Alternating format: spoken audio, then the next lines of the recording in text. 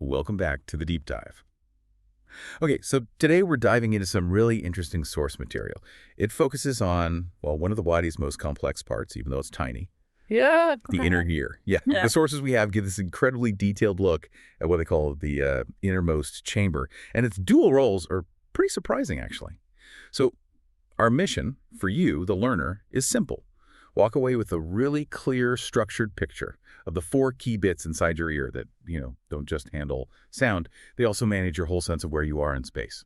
Right. And it's really important we clarify that right at the start. Most people think ear, microphone, right? But the inner ear is just, it's an incredibly sophisticated sensor. Anatomically, you've got the three main parts: outer ear, middle ear, and inner ear.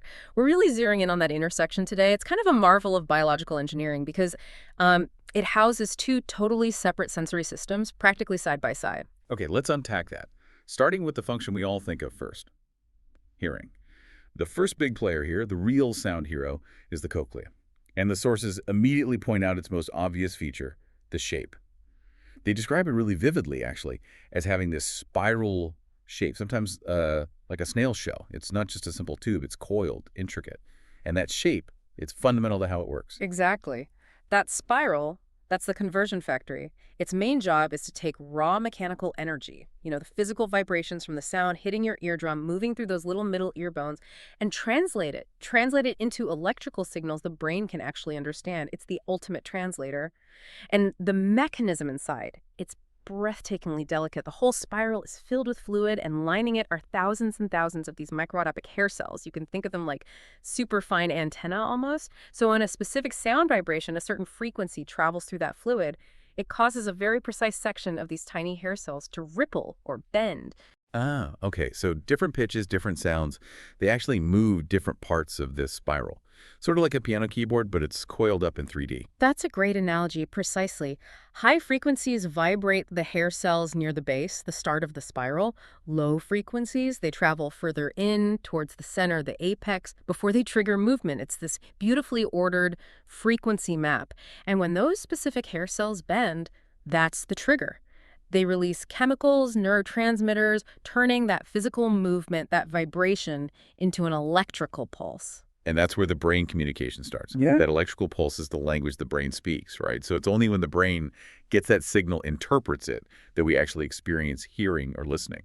The cochlea is step one, a crucial step. It is the translation step, definitely. But we've only really covered half the story for the inner ear. This is where things take a big turn, function-wise. Yeah, this is where it gets really interesting for me, because you have to wonder, why are hearing and balance, arguably two critical senses for navigating the world, why are they crammed right next to each other in this tiny space?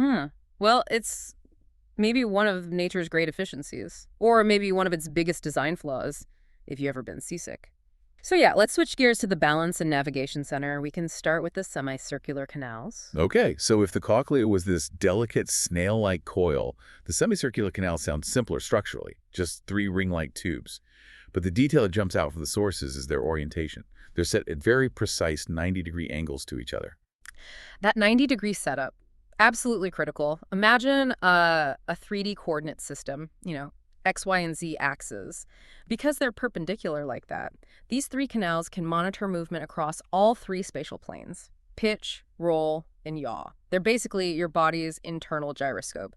Their main job is detecting rotational movement. So when you turn your head or spin around or even just tilt quickly, the fluid inside those three separate tubes lags behind a bit. It sloshes, essentially. And that fluid movement bends specialized hair cells inside the canal, similar idea to the cochleas, but for motion.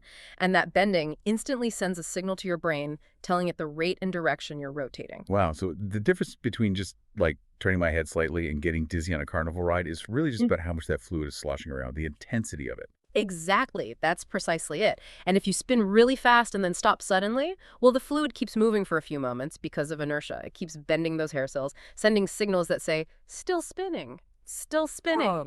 Even though your eyes and muscles are telling your brain, nope, we've stopped. That conflict, that mismatch between the inner ear signals and your visual input, that's what we call dizziness. It's basically a momentary communication breakdown between your senses. That makes perfect sense. It really feels like a high-tech spirit level in there. But, okay, the semicircular canals only handle rotation, spinning. That brings us to their partner,